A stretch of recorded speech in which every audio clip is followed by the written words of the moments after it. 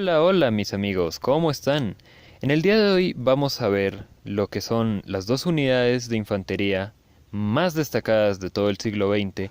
y dos de los cuerpos de élite más asombrosos que ha dado toda la historia de los conflictos humanos.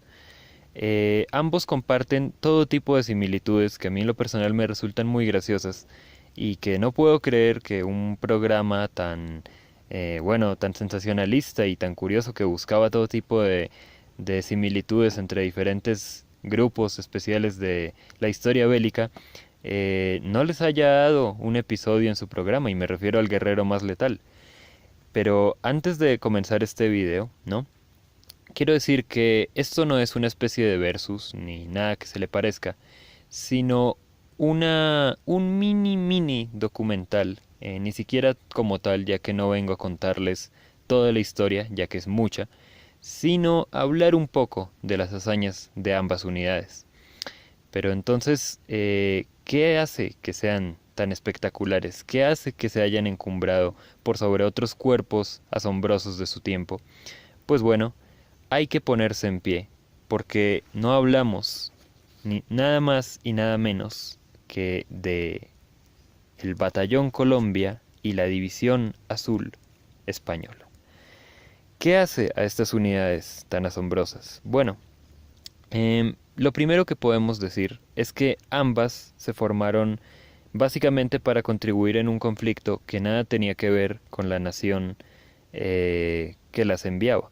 En el caso de los españoles, fueron básicamente una muestra de, por así decirlo, de empatía por parte de Franco con el régimen, bueno, con la Alemania de Hitler, como le quieran decir, que además tenía una intención política que era la de no participar como tal en la guerra, una decisión muy astuta de Franco, pero que además de astuta demostraría que un grupo de menos de 40.000 hombres podía hacer lo que todos los cientos de miles de hombres que envió Italia, que fueron casi 1.000.000,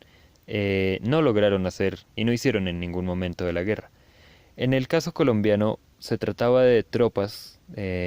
adscritas a la ONU y enviadas básicamente para contribuir en la lucha contra el comunismo y pues en la invasión que se dio contra Corea del Sur. Ambos eran tropas completamente voluntarias, nadie les reclutó a la fuerza, ni fueron enviados de manera regular como parte del ejército de su país, sino que estaban ambos adscritos y ambos estaban conformados por tropas muy bien escogidas, o bien de sus ejércitos, del ejército de tierra y del ejército nacional, o bien de voluntarios que decidieron unirse a la causa. Podemos hablar en el caso español de muchos falangistas y en el caso colombiano pues de muchos pertenecientes al Partido Conservador. Eh, Otra cosa que les caracteriza de una manera bastante curiosa es que ambos tuvieron que luchar muy lejos de sus hogares, porque en el caso español hablamos de que les tocó luchar ni más ni menos que en San Petersburgo, o es decir, en Leningrado, que es bastante lejano a lo que sería España, y en donde tuvieron que enfrentarse como mínimo a temperaturas de menos 41 grados centígrados. En el caso colombiano hablamos de que se luchó a 16.000 kilómetros de el terruño, y además de eso también en una de las zonas más frías del planeta, 37 grados centígrados, menos 37 grados centígrados en invierno. Y en esas condiciones combatieron estos caballeros. Pero hablando un poco de, sin tener que hacer una pequeña infográfica de las batallas, pasando simplemente a los datos, ¿qué hicieron estos caballeros? Bueno, batalla de Krasny Bor, febrero 10 de 1943. Menos de 6.000 elementos españoles lograron contener y derrotar a 44.000 soldados soviéticos, que estaban apoyados además por más de 300 piezas de artillería y más de 100 tanques. Hablamos básicamente de una resistencia muy al estilo de todas las que tenía que enfrentar el ejército alemán, pero recordemos que es que esto no era una tropa del ejército como tal de la Wehrmacht, sino que eran conscriptos, así que no se esperaba de ellos una resistencia al estilo Liebestandard o al estilo Großdeutschland, pero ellos dieron la misma cara que esas unidades. No eran de la formación de la República de Weimar, no fueron constituidas de manera elitista en Alemania, y aún así se comportaron de la misma forma y lograron básicamente desarticular esos ataques, y no solo eso, sino librar batallas muy al estilo de las que se libraron al sur, en Stalingrado, en los pueblos. Básicamente, anecdóticamente, se habla de soldados que con la cara vendada, con brazos amputados, con todo tipo de heridas atroces, combatían y luchaban y cantaban el cara al sol, mientras los cubría la nieve, las balas, la sangre, los cuerpos de sus compañeros. Es una muestra de coraje asombrosa, porque si algo caracteriza a estas dos unidades es que ambos se enfrentaban a la muerte sonriendo, no como lo que podemos ver el típico soldado reclutado de la Primera Guerra Mundial que básicamente está ahí porque no quiere, no quiere estar ahí porque lo obligan, y pues eso, muere miserablemente en una guerra muy desagradable. Ninguna guerra es agradable, pero hablamos de que la guerra en el frente del este y la guerra en Corea fueron ambas lo más cercano al infierno que se vio en las trincheras de la Primera Guerra Mundial, en ese punto de estancamiento, ambas, en el que ya no habían árboles porque los habían borrado las bombas y los habían enterrado junto con miles de cadáveres,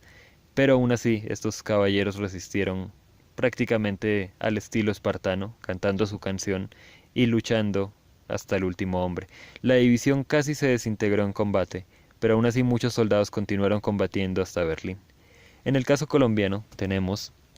que básicamente hay tres grandes ejemplos. La batalla de Old Baldy en marzo 26 de 1953, en la que se enfrentaron menos de 1.200 colombianos contra hasta 20.000 soldados chinos, comunistas y coreanos también. En la batalla de Triangle Hill la apuesta subió un poco, ya que pese a estar apoyados ya por 100 hombres más, ¿no? Recordemos que en los relevos, pese a haberse enviado más de 5.000 hombres, en realidad el batallón jamás tuvo más de 1.400 tropas adscritas. Se enfrentaron, sin embargo, a 22.000 chinos y consiguieron vencerles. Y en la batalla de Pokhon Hill, la apuesta fue de 1.200 hombres contra 50.000 chinos, y aún así obtuvieron la victoria. En la batalla de Old Baldy se cuenta que en el momento de mayor desesperación, cuando los chinos habían alcanzado la cima de la loma, y el comandante de estos, el cual no recuerdo en este momento su nombre, pero está ahí adscrito al nombre del batallón, básicamente estaba ordenando a sus tropas, un poco a lo comisario soviético, casi disparándoles a los que se retiraran, porque la misión era tomar ese cerro y seguir hasta Seúl a como diera lugar, o sea, era un punto clave como las Termópilas, y aún así resistieron a ese avance. Pero era tan desesperada la resistencia, solo por parte de tres compañías, que cuando solicitaron apoyo a las unidades americanas, estas no solo se replegaron más, básicamente preveyendo que los colombianos iban a caer, sino que la USAF tuvo la gentileza de enviar unos cuantos aviones, bombarderos, los invasores, si no estoy mal es la nomenclatura de los aviones que tenían, y soltar cualquier cantidad de bombas encima de la loma. También el batallón, un batallón de artillería que estaba a 9 kilómetros de distancia, disparó con sus 155 milímetros y básicamente destruyó las casamatas, las fortificaciones, las trincheras. Así que yo tuve el honor de hablar alguna vez con con un veterano del batallón Colombia, y me decía que cuando quedaron los cráteres, ¿no? De donde antes estaban las casamatas, era impresionante porque los colombianos tuvieron que meterse en ellos, y cuando los chinos llegaron a la cima empezaron a bajar como hormigas, dice él, como hormigas, hormigueando literalmente por todas partes. eh, y pues así los tuvieron que contener a bayoneta limpia, culatazo limpio. Y pues básicamente, pese a la prácticamente imposibilidad de resistir en esas condiciones, No solo ganaron la batalla de una manera increíble absolutamente, sino que lo hicieron prácticamente en combate cuerpo a cuerpo. Hablamos pues, señores, de que en Stalingrado muchas veces resistían, qué sé yo, hasta 20 elementos soviéticos en una casa por mucho tiempo, pero es que hablamos de que era una casa que por las mismas ruinas de lo destruida que había quedado, se podía resistir más o menos bien porque era combate urbano. Pero aquí hablamos de que literalmente se estaba en un cerro, ya sin árboles, sin fortificaciones, en la que pues era casi una lucha napoleónica, casi una lucha medieval, y aún así menos de 1000, o bueno, 1200 hombres consiguieron resistir a casi 20 veces esa cantidad, lo cual es, creo yo, que quizás la resistencia de infantería más espectacular de toda la historia. Pues para concluir este video quisiera yo comentarles, o mejor dicho, citar aquí un par de frases que dijeron dos personajes históricos que al menos uno lo conocerán muy bien ustedes. Y pues en el caso español, o dedicado a los españoles, dijo Adolfo Hitler en su deseo de dominarlos a todos, a los Auron, con soldados españoles y mando alemán conquistaré el mundo. Pues esa es una muestra clara de qué nivel tenían estos caballeros. Y pues por el bando colombiano tenemos la frase del comandante de la división, de la 28 División de Infantería, Blackshear Ryan, mayor general, que dijo: he combatido en 3 guerras. Pensé que nada me quedaba por ver en el campo del heroísmo y la intrepidez humana, pero me faltaba ver combatir al Batallón Colombia. Pues he ahí el nivel frente a un veterano de la Segunda Guerra Mundial.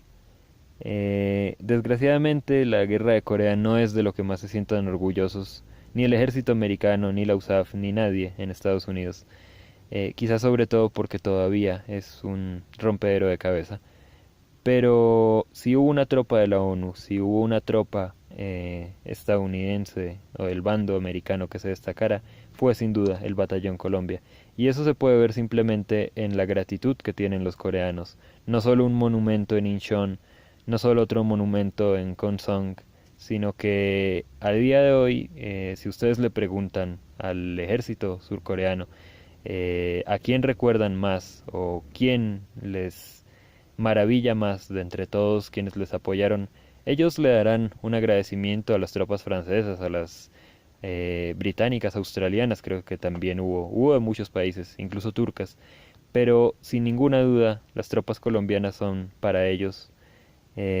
las que más merecen por su arrojo y por su increíble valentía. Del mismo modo que de entre todos los conscriptos que lucharon para el bando alemán, que hubo de 20 naciones literalmente, incluso rusos, quién diría, pero de entre todos los que hubo, la división azul fue sin ningún lugar a dudas la que más se destacó, la que más tiempo luchó y la que demostró que sin necesidad de pertenecer al ejército alemán se podía conformar unidades extremadamente eficaces. Eh, una última similitud que hay que decir, ¿no? Es que desgraciadamente ambos cuerpos se enfrentaron tras la guerra, diría yo que algo peor que esta, y es al olvido, al abandono por parte de su tierra. Se ganaron las condecoraciones que se puedan imaginar, las cruces de hierro, las cruces de caballero, las estrellas de bronce y de plata que se puedan imaginar, pero en la actualidad o muy pocos sobreviven ya a estas alturas, o el país que los envió no se siente demasiado orgulloso o no se preocupa demasiado por ellos. Entonces, pues, es una de esas grandes secuelas, grandes tristezas que deja la guerra. Pero bueno, si tú eres un español, que imagino al menos un español terminará viendo este video, pues te recomiendo que escuches el himno del Ejército Nacional. A ver qué tal te parece, que ya se cantaba en esa época y lo tocaban, incluso mientras los combates cantaban el Gloria al Soldado. Asimismo, si tú eres colombiano, te sugiero que vayas y busques la canción de Cara al Sol, que es el himno de la División Azul, y que también cantaban, como ya mencionamos antes, incluso soldados heridos, incluso moribundos, que preferían morir con coraje a vivir como cobardes. Y pues bueno, ahí está. No es la Legión Extranjera Francesa, no es la Gross Deutschland, no son los soldados japoneses, ni es la 101 División Aerotransportada, son dos unidades hispanohablantes, dos unidades, se puede decir que latinas, que le demostraron al mundo que de los que poco se espera pueden haber grandes, increíbles resultados. Entonces, si te gustó, dale un me gusta y nos vemos.